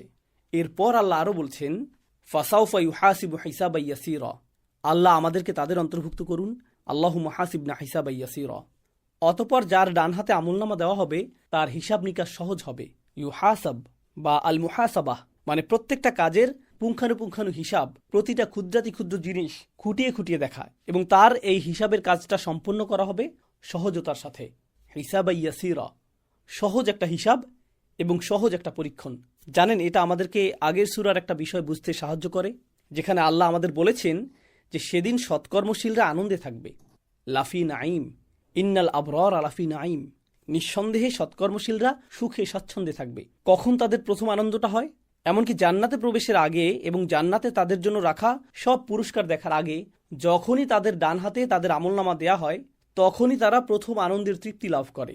তা আরিফু ফি উজুহিহিম নদরতান নাইম, তুমি তাদের চেহারাগুলোতে আনন্দের ঝলক দেখতে পাবে। তাদের চেহারায় আনন্দের এই প্রভা কোত্থেকে এসেছে? কারণ তারা তাদের আমলনামা তাদের ডান হাতে পেয়েছে। যখনই তারা তাদের আমলনামা পাবে, তাদের চেহারা আলোকিত হয়ে উঠবে। আমলনামা হাতে পাবার আগ পর্যন্ত আপনি নিশ্চিত ছিলেন না আপনাকে কোন হাতে এটা দেয়া হবে। আপনি নিশ্চিত ছিলেন না, বরং আপনি উৎকণ্ঠিত ছিলেন। তাই যখনই আপনি আমলনামা হাতে পাবেন, আপনার চেহারা আলোকিত হয়ে উঠবে। এর আগের সূরার ব্যাখ্যায় ভীষণ চমৎকার একটা বিষয় আমি বলতে ভুলে গিয়েছিলাম, তারিফু, আপনি তাদেরকে চিনতে পারবেন। আল্লাহ তার নবী সাল্লাল্লাহু আলাইহি সাল্লামকে বলছেন যে আপনি তাদের চেহারায় আনন্দের ঝলক দেখে তাদেরকে চিনতে পারবেন। এর মানে কি জানেন? রাসূলুল্লাহ সাল্লাল্লাহু আলাইহি সাল্লাম তাদের সাথে থাকবেন এবং এটা তাদের জন্য আরেকটা নিয়ামত। দেখুন, কাউকে দেখে চিনতে হলে আপনাকে অবশ্যই তাদেরকে চোখে দেখার মতো অবস্থানে থাকতে হবে, ঠিক না? তাহলে তিনি তাদের মধ্যেই থাকবেন সাল্লাল্লাহু আলাইহি সাল্লাম। জান্নাতবাসীদের জন্য আল্লাহর পক্ষ থেকে এটা আরেকটা উপহার। সুবহানাল্লাহ। তো পরিশেষে ফাসাউফা ইউহাসিবু হিসাবা ইয়াসীরা, আমাদের পূর্ববর্তীরা তাদের আমলনামা নিয়ে কতটা উৎকণ্ঠিত থাকতেন সেটা উপলব্ধি করার চেষ্টা করুন। আমরা মনে করি আমরা অনেক ভালো কাজ করেছি, আমরা হজ করেছি, আমরা নামাজ পড়ি, আমরা অতটা খারাপ কিন্তু না। মাঝে মাঝে আমাদের 2-1 বার নামাজ ছুটে যায়, এই আর কি। আপনার এমন একটা অনুভূতি থাকে যে আপনি ঠিক আছেন, আপনি সঠিক পথেই আছেন। অথচ সাহাবিগণ যাদেরকে জান্নাতের সুসংবাদ দেয়া হয়েছিল এরপরও তাদের কেমন উৎকণ্ঠা ছিল খেয়াল করুন। আবু বকর সিদ্দিক রাদিয়াল্লাহু তাআলা আনহু বলছেন, যদি আমার একটা পা জান্নাতে পদার্পণ করে এবং আরেকটা পা ওয়া উখরা খারিজাহা এবং আরেকটা পা বাইরে থাকে, মা আমিনতু মাকরাল্লাহ, আমি তখনও পর্যন্ত আমার সম্পর্কে আল্লাহর সিদ্ধান্তের ব্যাপারে নিশ্চিত বোধ করতাম না। আমি তখনও আল্লাহর সিদ্ধান্ত কি হতে পারে এ নিয়ে উদ্বিগ্ন থাকতাম। আমি তখনও উৎকণ্ঠায় থাকতাম। ওমর ইবনুল খাত্তাব রাদিয়াল্লাহু তাআলা আনহুকে দেখুন, তিনি বলছেন, ওয়াল্লাহি লাউ নাদা মুনাদিয়ান ইয়াউমাল কিয়ামাহ, আল্লাহর কসম করে বলছি, কিয়ামতের দিন যদি ঘোষণাকারী ঘোষণা দেয় যে আন কুল্লু নাসিন ফিল জান্নাতি ইল্লা রাজুলুন ওয়াহিদ, প্রত্যেক ব্যক্তি জান্নাতে প্রবেশ করবে শুধুমাত্র একজন ব্যক্তি ছাড়া। বিচার দিবসে ঘোষণা দেওয়া হলো যে সকল মানুষ জান্নাতে যাবে কেবলমাত্র একজন ব্যক্তি ছাড়া। لظننت أنه ابن الخطاب। আমার মনে হয় সে ব্যক্তিটি খাত্তাবের ছেলে ওমরই হতো, আমি সেই ব্যক্তি হতাম। সুবহানাল্লাহ। সাহাবাদের এরকম উৎকণ্ঠা ছিল, তারা জান্নাত হাসিল করে নিয়েছিলেন। আর আমরা যখন এই আয়াতগুলো শুনি আমরা বলি, আরে আমার হিসাব নিকাশ সহজ হবে, আমার জবাবদিহি সহজ হবে। আমাদের পূর্ববর্তীদের এ ধরনের মানসিকতা ছিল না, কারণ এমন ভাবধারা আমাদেরকে অলস বানিয়ে দেয়। আমরা কোনো কিছু চাইলে এর জন্য আমাদেরকে কষ্ট করতে হবে। দেখুন, এখানে কাদিহুন ইলা রব্বিকা কাদহান কথাটা আগে উল্লেখ করা হয়েছে। তো এই কষ্ট এবং পরিশ্রমের লক্ষ্য হতে হবে আল্লাহ সুবহানাহু ওয়া তাআলার কাছ থেকে সহজ হিসাব নিকাশ লাভ করা। পবিত্র কোরআনের সহজ শব্দটির জন্য দুটি পরিভাষা এসেছে, হাইয়িন এবং ইয়াসির। এই ইয়াসির শব্দটা হিসাব ইয়াসির আয়াতে এসেছে। ইয়াসির মানে সহজ, হালকা, আরামদায়ক, কষ্টহীন। ইয়াসির বলতে এগুলো বোঝায়।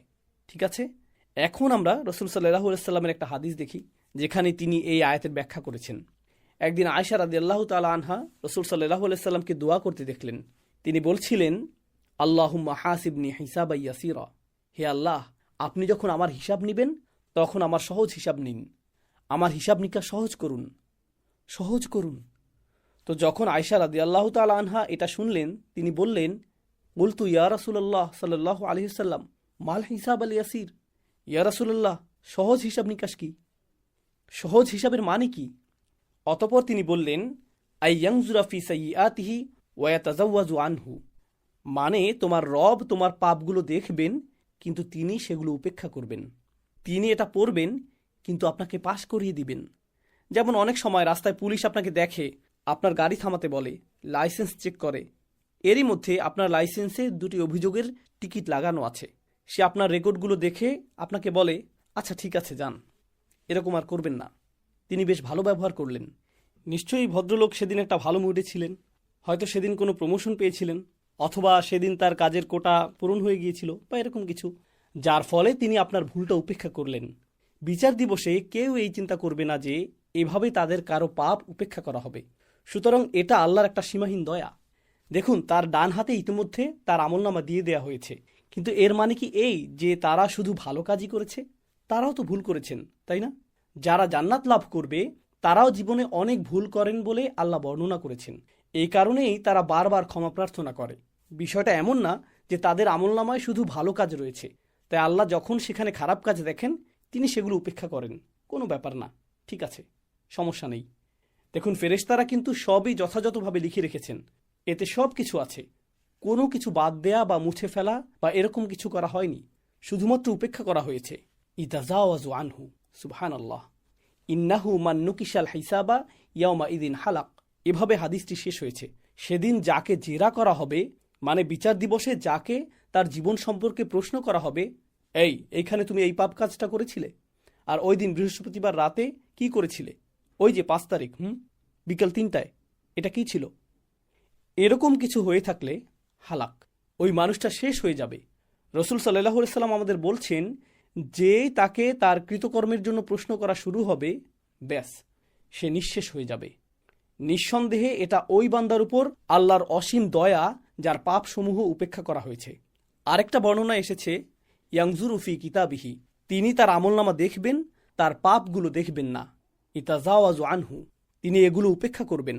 ইন্নাহু মান নুকিশাল হিসাবা ইয়া আয়েশা ইয়াউমা ইদিন হালাক, সেদিন যার কৃতকর্ম সম্পর্কে প্রশ্ন করা হবে বা জেরা করা হবে সে ধ্বংসপ্রাপ্ত হবে।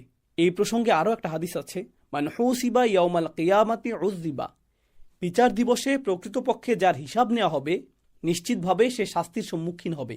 মানে তার শাস্তি নিশ্চিত। লাইসা যালিকাল হিসাব। আরেকটা হাদিসে এসেছে, হিসাব নিকাশ সম্পর্কে তোমাদের সচরাচর যেমন ধারণা, এটা সেরকম হিসাব নিকাশ নয়। ইন্নামা যালিকাল আরদ, বরং এটা ক্ষমা করা এবং এই মানুষগুলোকে সম্মানিত করা ছাড়া আর কিছু না। ওয়ালাকিন মান্নু কিসাল হিসাবা ইয়াউমাল কিয়ামাতি উযিবা। এই বিষয়ে শেষ হাদিসটা বলি, ইন্নাহু লাইসা আহাদুন ইউহাসাবু ইয়াউমাল কিয়ামাতি ইল্লা মুআযযাবা। আচ্ছা, এই সবগুলো হাদিস আয়েশা রাদিয়াল্লাহু তাআলা আনহা বর্ণনা করেছেন। রাসূল সাল্লাল্লাহু আলাইহি ওয়াসাল্লাম বলছেন, বিচার দিবসে এমন কোনো মানুষকে জবাবদিহি করা হবে না যে ব্যক্তি সাজাপ্রাপ্ত হবে না।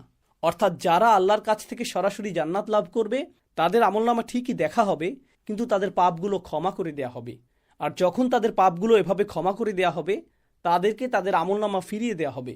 আর এরপর তারা কি করবে? এই আমার আমলনামা দেখো, ইকরাউ কিতাবিয়া। সুবহানাল্লাহ। তাহলে প্রথমে আল্লাহ পাপগুলো ক্ষমা করে দেন, কারণ আল্লাহর কাছে যখন আপনার আমলনামা উপস্থাপন করা হয় তখন আপনি আপনার দোষগুলো নিয়ে উদ্বিগ্ন থাকেন। আমার প্রায় সময় মনে পড়ে, আমি যখন ছোট ছিলাম তখন অনেক স্কুলে হতো কি, আপনি পরীক্ষা দিয়ে শিক্ষকের কাছে খাতা নিয়ে যাবেন, তারপর তিনি আপনার সামনে খাতাটা দেখে আপনাকে নাম্বার দিবেন। যদি আপনার সামনে শিক্ষক এভাবে কখনো আপনার খাতা কেটে থাকে, আপনি জানেন শিক্ষক যখন একের পর এক প্রশ্নের উত্তর দেখে যাচ্ছেন, তখন আপনি কি করছেন? ইয়া আল্লাহ, ইয়া আল্লাহ। প্রত্যেকটা উত্তর নিয়ে আপনি বেশ উৎকণ্ঠিত, কোথায় নাম্বার কাটছেন, কোথায় নাম্বার কাটছেন। ঠিক একইভাবে এই ধরনের একটা পরীক্ষা বিচার দিবসে হলে আপনি চিন্তা করুন, আপনি জানেন কোথায় আপনার ভুল আছে, কিন্তু এখানে কোনো ক্রস নেই। তিনি দেখেই যাচ্ছেন আর পাতা উল্টেই যাচ্ছেন, আর আপনি আপনার জন্য ভালো বোধ করছেন। সুবহানাল্লাহ। নিঃসন্দেহে এটা আল্লাহর তরফ থেকে চমৎকার একটা উপহার। এখন এসবের পর দেখুন, আপনি যখন সাংঘাতিক রকম ভালো কোনো কিছু করেন, দারুণ কোনো কিছু আপনার সাথে ঘটে, আপনি ডিগ্রি লাভ করেছেন, আপনি চাকরি পেয়েছেন, আপনি প্রমোশন পেয়েছেন, কেমন, অথবা তারা আপনার সাথে কেউ চুক্তি সই করেছে, এরকম যাই হোক না কেন, আপনি সবার আগে কাকে ফোন করেন? কার সাথে কথা বলেন? আপনার পরিবারের সাথে। আপনি আপনার মাকে ফোন করেন, বোনকে ফোন করেন, স্ত্রীকে ফোন করেন, বাচ্চাদেরকে ফোন করেন, জানো কাজটা হয়ে গেছে, আমি পেরেছি, জানো আমি এখন কোথায়। তাহলে যখনই আপনার সাথে ভালো কিছু ঘটে, আপনি খবরটা প্রথমে তাদের সাথে শেয়ার করেন যাদেরকে আপনি সবচেয়ে বেশি ভালোবাসেন। তো আল্লাহ আজ্জা ওয়া জাল্লা আমাদের বলছেন, যখনই তোমাদের ডান হাতে হিসেবের খাতাটা দেয়া হয়, তখন কি হয়? ওয়ায়ানকলিবু, সে ফিরে যায় কোথায়? ইলা আহলিহি, সে তার পরিবারের কাছে ফিরে যায়। আচ্ছা, এক সেকেন্ড, আমরা কি এর আগের কোনো সূরায় পরিবার সম্পর্কে পড়েছিলাম? মানুষ তো সেদিন তার পরিবারের কাছ থেকে পালাতে থাকবে, কেউ কারো ধার ধারবে না। তাহলে তাফসিরে এই আয়াতটা কিভাবে ব্যাখ্যা করা হয়েছে? প্রথমত, আহাল বলতে পরিবারের সবার কথা বলা হচ্ছে না। তাহলে পরিবারের কারা? আপনার সাথে পরিবারের ইমানদার যারা রয়েছে তারা, যারা আপনার সাথে ইমানদার ছিল, তাদের সাথে আপনার ভালোবাসা জুড়ে থাকবে। সেদিন অন্য কারো কথা আপনার মনে পড়বে না। যেমন নূহ আলাইহিস সালামের ছেলে যখন ডুবে যাচ্ছিল, তখন তিনি তার জন্য খুবই কষ্ট পাচ্ছিলেন, কিন্তু এই কষ্ট সেদিন আর থাকবে না। আবার ইব্রাহিম আলাইহিস সালাম কার জন্য পেরেশানিতে ছিলেন? তার বাবার জন্য। সেই পেরেশানিও বিচার দিবসে থাকবে না। পরিবারের জন্য ভালোবাসা হবে পরিবারের ইমানদারদের জন্য ভালোবাসা। আপনার আহাল, আপনার পরিজন তারাই যারা ইমানদার। আল্লাহ আজ্জা ওয়া জাল্লা বিচার দিবসে আমাদের নিকটাত্মীয় স্বজন এবং বৃহত্তর পরিবারের সকলকে সহ পুরো উম্মাহকে তাদের সাথে একত্রিত করুন যাদের কাছে আমরা ফিরে যেতে চাই।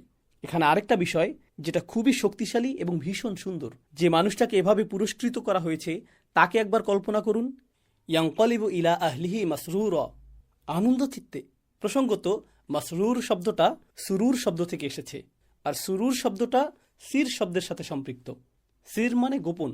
এটা এমন একটা আনন্দ বোঝায় যা আপনি আপনার অন্তরের অভ্যন্তরে অনুভব করেন এবং এটা প্রকাশও পায় না।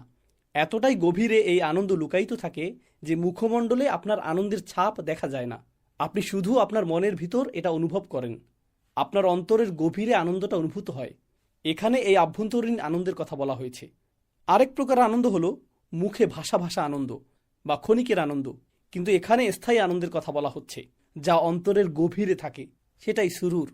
তাহলে সে স্থায়ী আনন্দ নিয়ে তার পরিবারের কাছে ফিরে যায়।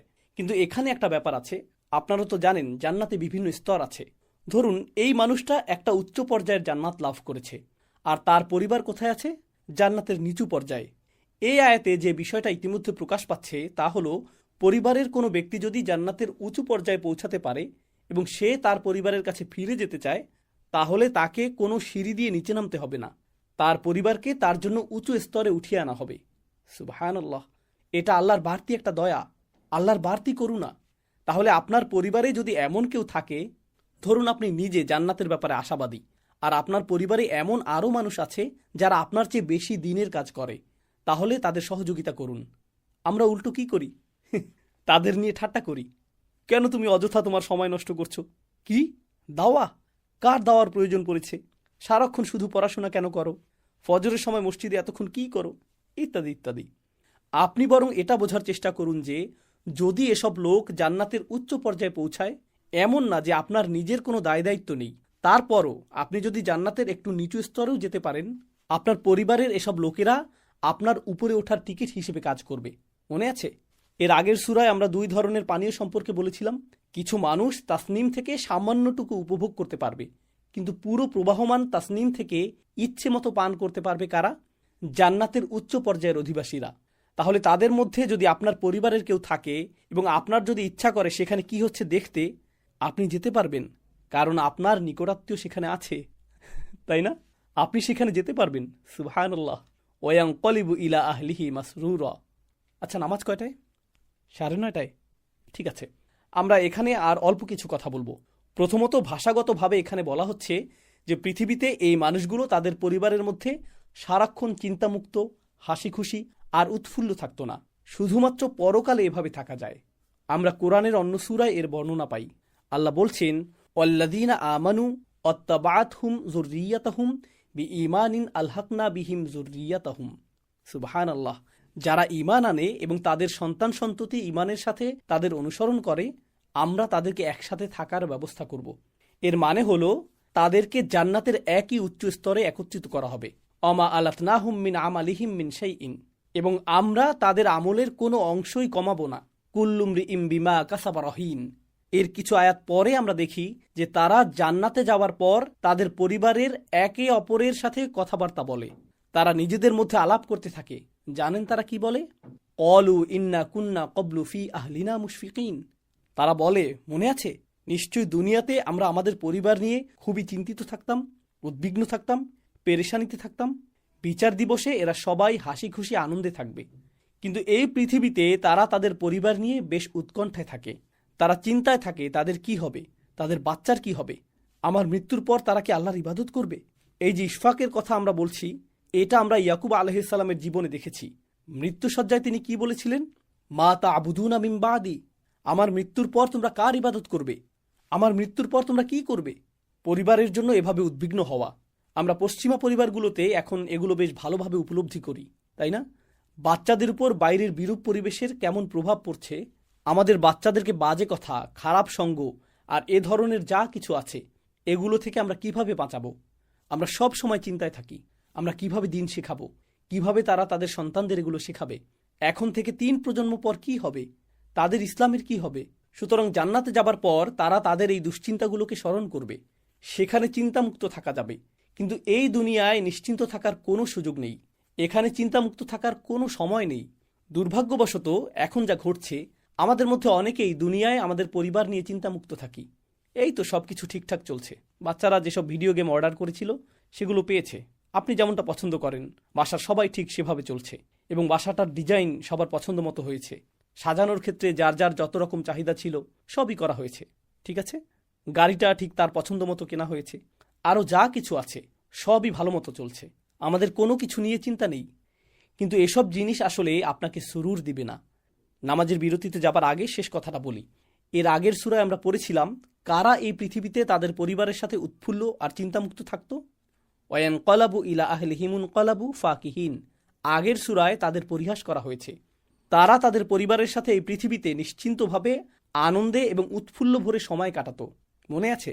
তারা অবিশ্বাসী ছিল, তাদের পরিবারের সাথে চিন্তামুক্ত জীবন কাটাত, পরকাল নিয়ে কোনো রকম চিন্তা তাদের ছিল না। কিন্তু একজন ইমানদার অবশ্যই এই চিন্তাধারা নিয়ে গড়ে ওঠে, কারণ এটা ইব্রাহিম আলাইহিস সালামের পরম্পরা। এই চিন্তা আমাদের থাকতেই হবে। এজন্যই আমরা দোয়া করি, রব্বানা হাবলানা মিন আজওয়াজিনা ওয়া যুররিয়াতিনা কুররাতা আয়ুনিন ওয়াজআলনা লিল মুত্তাকিনা ইমামা। এই দোয়াটা সূরা আল ফুরকানে এসেছে। আমরা আল্লাহর কাছে আমাদের জন্য চক্ষু শীতল করা জীবনসঙ্গী এবং সন্তান চাই। শাব্দিকভাবে কুররাতান আয়ুন মানে ঝড় থেকে প্রশান্ত থাকা, প্রচণ্ড ঝড়ে প্রশান্ত থাকা, নিশ্চিন্তে থাকা, যেন আমরা নিশ্চিন্ত বোধ করতে পারি যে তারা ঠিক আছে, তাদের দিনের ব্যাপারে তারা ঠিক আছে, এবং আমাদেরকে মুত্তাকিদের ইমাম বানিয়ে দিন। সুবহানাল্লাহ। আল্লাহ আযজা ওয়া জাল্লা আমাদেরকে সেদিন আমাদের পরিবারের সাথে উৎফুল্লতা দান করুন। বারাকাল্লাহু লি ওয়া লাকুম ফিল কুরআনিল হাকিম ওয়া নাফা'আনি ওয়া ইয়্যাকুম বিল আয়াতি ওয়া যিকরিল হাকিম। আসসালামু আলাইকুম ওয়া রাহমাতুল্লাহি ওয়া বারাকাতুহু। উস্তাদ নোমান আলী খানের কুরআনের যে গভীর বিশ্লেষণগুলো আপনার আত্মাকে স্পর্শ করে, সেগুলো যদি এখন আপনার সংগ্রহে থাকতো তবে কেমন হতো? NAK বাংলা টিম উস্তাদের সেই জগৎ কাঁপানো বিশ্লেষণগুলো বাংলায় বই আকারে নিয়ে এসেছে আপনার জন্য। প্রশান্তির খোঁজে, আমি ও আমার রব, কিংবা উপমার শৈল্পিকতায় মুগ্ধময় কুরআন, আমাদের প্রতিটি বই এখন পাঠকপ্রিয়। আলহামদুলিল্লাহ। আপনার কপিটি সংগ্রহ করতে ও প্রকাশিতব্য বইগুলোর আপডেট পেতে ভিডিওর ডেসক্রিপশন চেক করুন অথবা যোগাযোগ করুন বুকিশ পাবলিশারে। শুধু শুনবেন কেন, উস্তাদের কুরআনের সুগভীর প্রজ্ঞার কাজগুলো আরো বিস্তারিতভাবে পড়ুন। বইগুলো হোক আপনার আত্মিক প্রশান্তির সঙ্গী।